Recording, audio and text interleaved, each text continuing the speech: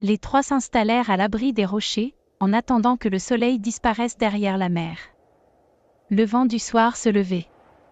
Et avec lui, le moment de vérité approchait. Le village en contrebas dormait sous un calme trompeur. Les torchers des gardes créaient des halos vacillants entre les toits. Le couvre-feu avait plongé les rues dans une obscurité pesante. Kiba, les ailes grandes ouvertes, testait ses appuis sur le bord du promontoire rocheux.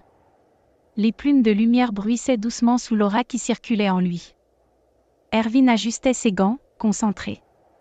Erika, elle, fixait Kiba avec un air soudain songeur. Dis, Kiba. Oui. Tu sais, quand tu es tombé du ciel la première fois.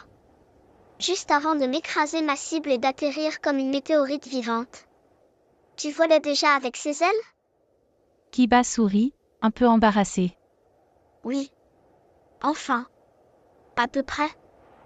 Comment ça, à peu près? Je m'entraînais à voler, tout seul. J'avais trouvé un courant d'air stable entre deux falaises, et j'ai voulu essayer quelque chose de nouveau. Quoi comme nouveau? Kiba rit doucement. Bah, je me suis dit, et si je vais plus vite? Alors j'ai balancé un peu plus d'aura dans mes ailes. Mais beaucoup trop d'un coup. Il fit un petit geste de main qui mimait une explosion. Et là, boum. L'air s'est tordu, mes ailes ont vrillé, et j'ai perdu le contrôle. J'ai traversé les nuages, j'ai crié un peu. Puis j'ai vu la mer, ta tête. Il éclata de rire, complètement sincère. Franchement, c'était un atterrissage classe, non?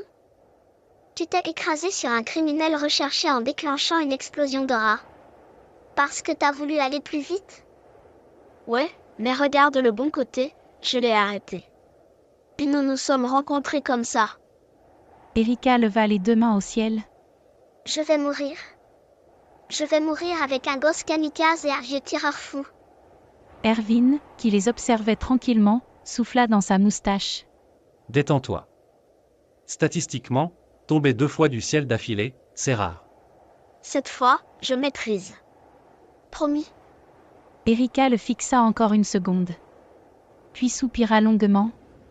Si on survit à ça, je veux une prime juste pour le stress. Le vent s'était levé. Doux, froid, porteur de sel et de silence.